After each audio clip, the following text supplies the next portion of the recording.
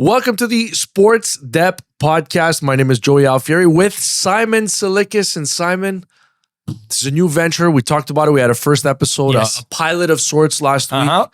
And we got a lot of really nice feedback. A lot of people said nice things? Yeah, they said nice things. It sounds like you and I have chemistry. We've only been doing this for a million years. So it sounds like we're doing okay. But again, we went over it last week. But just to remind you, because it is a new project, Sports Depth, we're gonna come out with a podcast Monday through Friday. That's the plan. And they're gonna be, it's like a dépanneur. Like you'll go in very quickly, maybe not 15 minutes in a dépanneur. I actually stopped at a dépanneur on the way here to pick up this water because I'm fighting through adversity right now. My throat, a little banged up. But it's you're in and you're out. So this could be like 15, 18-minute pod. We're not gonna go on for hours and hours. So like, I know you can. Yes. I can too. I thought we were. Is that what no. You brought your sleeping bag? We're going to stay in this lovely the studio all night? Maybe. No. Okay. I'm good. All right. So we already killed a minute. So let's make sure we got to be tight. Let's just take a recap of what happened last night. Montreal Canadiens, Philadelphia Flyers. A really weird hockey game because the Canadiens were thoroughly outplayed. I think Canadiens had like 2 shots on goal in the first period. Shots after the first period. They had 2 shots on goal in the first period. They were outshot 12-2. They're down 3-0. They looked dead in the water. They were giving up 2 power play goals. And there was nothing there. Like they didn't, as the 2 shots would indicate, they didn't generate a whole lot, but they came out in the second period, Simon. Special teams got them back in the game. And I have to say this, I wouldn't have gone with Sam Montembeault last night. I thought they were going to go Dobish. I was a little surprised.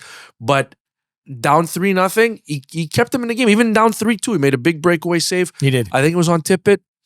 So he actually played pretty well. It's a big reason why they end up losing 5-4, but he's a big reason why they end up coming away with a point, even though the start wasn't the greatest. It wasn't the greatest. Look, again, what you're asking for him to do is to make that save you're not expected to make, right? Like if you're just looking for generic saves or any saves, you can get anybody to do that. But that's a bad performance. That's the worst period of hockey they've played in a very, very. You go back to 5 playoff games last year. You go back to closing out the season last year where they were desperate for points. I don't remember that. Now, the only thing is, what are you doing here? You went out west. You did well. You let a team back in a hockey game, but you still figured out a way to win. And you're looking at this Philadelphia Flyers thinking this is not one of the better teams in the Eastern Conference. We're just going to show up. We're sitting at a very nice 9-3 record, I believe. And it's just a formality. No, they're not there yet. And, having the discussion with...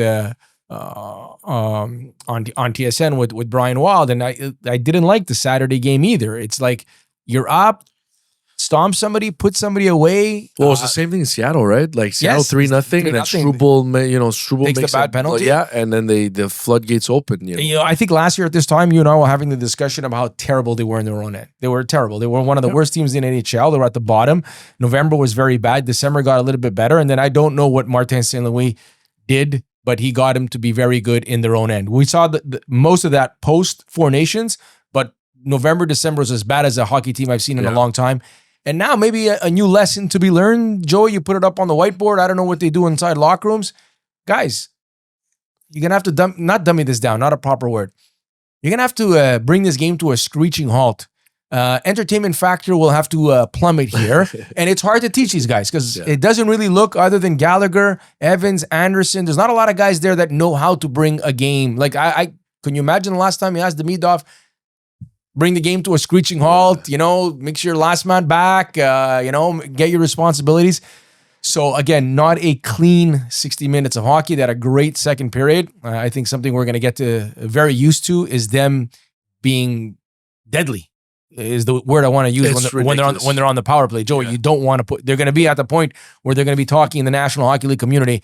You put this team on the power play, you are in a lot of trouble. Yeah. And look, as much as the Flyers did some damage the first period on the power play, I mean, in the second period, and it's again, like, I think we talked about this last week, Simon, but like, I think, they got Demidov got the puck, on he's a left-handed shot on the right side.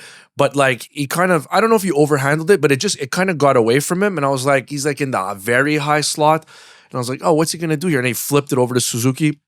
And it's another time where Ivan Demidov, since being on the first wave of the power play, and even when he wasn't, It's how many times this year have you seen Demidov set somebody up and the net is totally open? And Mark Denis did a great job showing it on RDS, because my first thought was when I saw the goal go in, I was like, shoot, that's another empty net goal for Nick Suzuki. And the 3 Nick Suzuki goals this year have all been set up by Demidov, and they've all been into empty nets.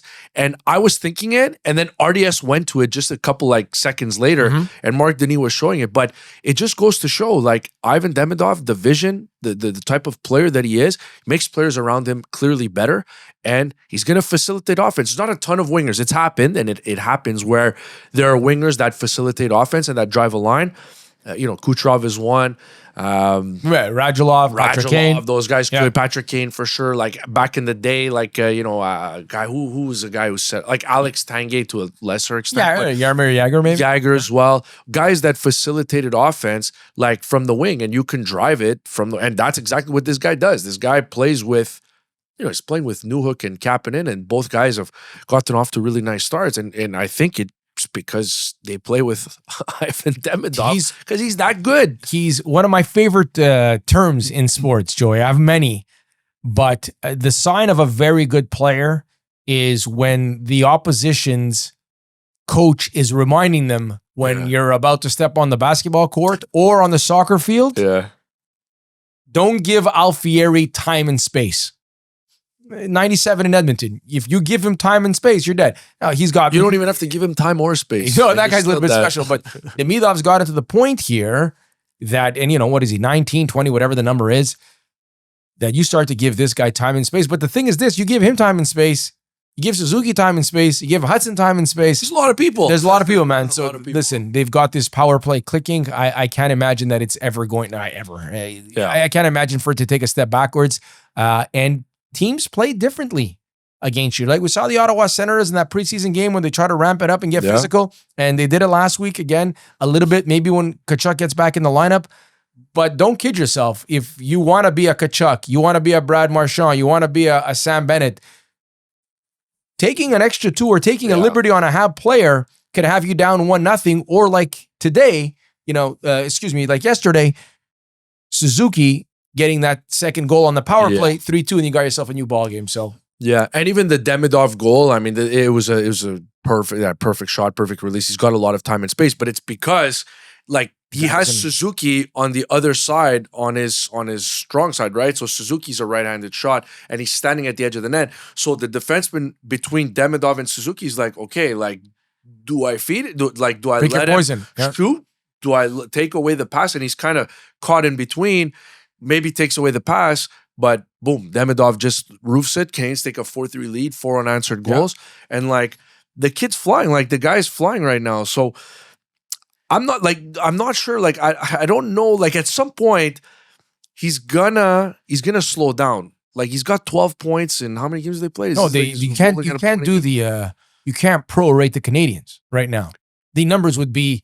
It would be Suzuki at 120. 12 points at 13. Caulfield would be at somewhere 60 goals or something. The numbers are off the charts right now. Look, my little bit of the concern is you look at the Seattle game, you look at the Ottawa game, Edmonton, and you look at the Philadelphia game.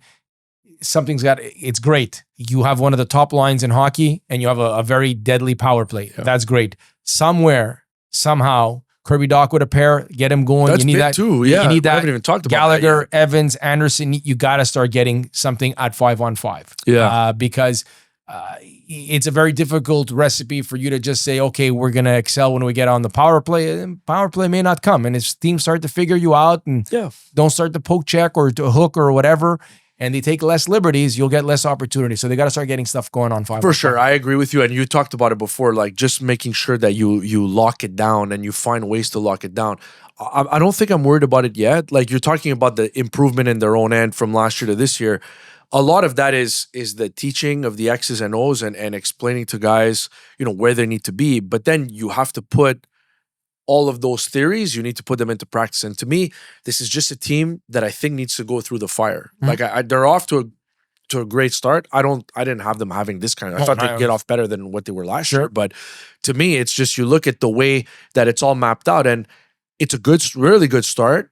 It's not perfect, but even last night, you go up 4-3, you have momentum totally on your side.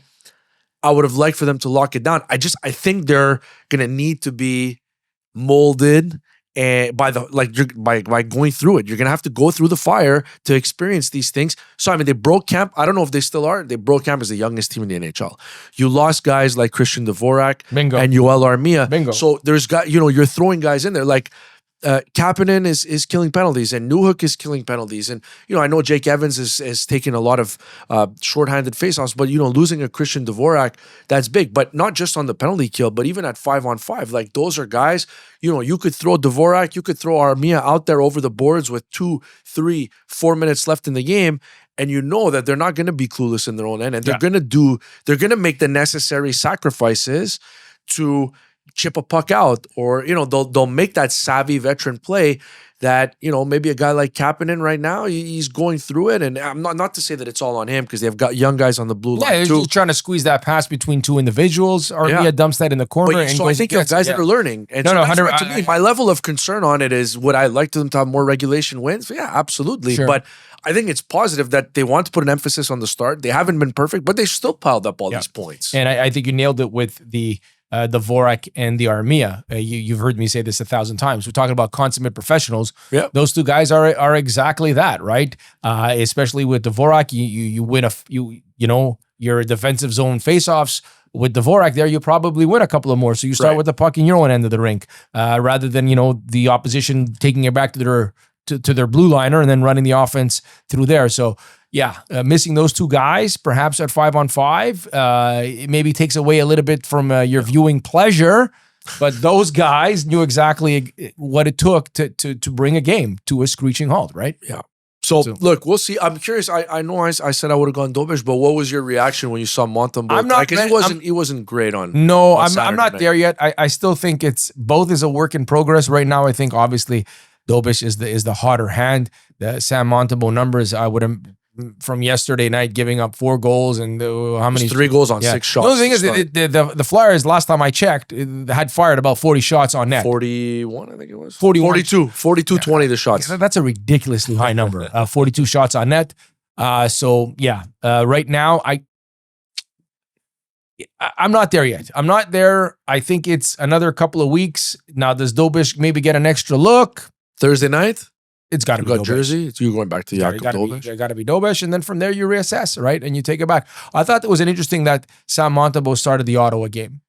I thought for me as a viewer, that was the other than the season opener, that was the game that I circled on my calendar. Going back to that brouhaha dust up in preseason, kind of felt like Martin St. Louis saying, "Yeah, this is the biggest game of the year so far. I'm going to go with Sam Montembeault because they had enough rest. Dobis had enough rest, and he went with Montembeault." But he had an interesting quote yesterday morning, St. Louis did, and I know a lot of people reacted to it on X, but it was something like, I'm paraphrasing, but he said something like, "Hey, we still think that one goalie has to take the lion's share of the work, and like we think it's Montembeault. Like that's the guy," which is interesting because I still see it that way, but still, I would still ride the hot hat because there's just such a discrepancy right now in their play and the way that they started that I would have gone back. I would have gone to Dobish, and then had Dobish lost last night against the Flyers, then I would have gone to Montembeault. Maybe I go to Montembeault anyway. I don't know. I don't think there's a bad answer there, but I think that from what they had, the games penciled in July or September, I think I don't know. Martin St. Louis is not going to be asked that question. He's not going to reveal that chart wherever it is. I'm going to say that they've swayed a little bit from that. You can't have a guy with a save percentage in the 9s and another guy in the save percentage. You're saying they played Dobish more than they planned before the season. I think that's the plan going forward a little bit. Because one guy's running an 8.4 something save percentage and the other guy's in the 9s. And so I get what you did. You penciled them in, all the back and backs and all this. And here in first week in November, it's going to be Philadelphia and then New Jersey. We're going to go Sam and then maybe again Sam again on Saturday. Plenty of rest and all that.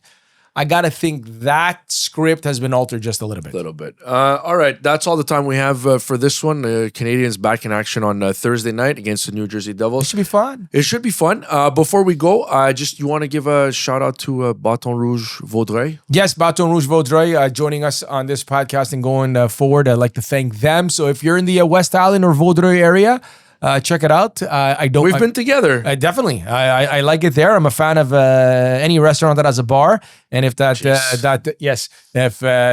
restaurant happens to have a bar and television, sign me up, Joey. So check them out. Lovely, gorgeous terrace, which I would imagine is closed right now, but great. They've been there for quite a while. A staple in that Vaudreuil community. 3130 Boulevard de la Gare in Vaudreuil-Dorion. We've been together. Yes. We've been together. We've had some powwows there. Yep. And the food is consistent and always great. All right. This has been the Sports Depth Podcast. Please don't forget, you can find us on Instagram, The Sports Depth. Follow us and also subscribe to the YouTube channel.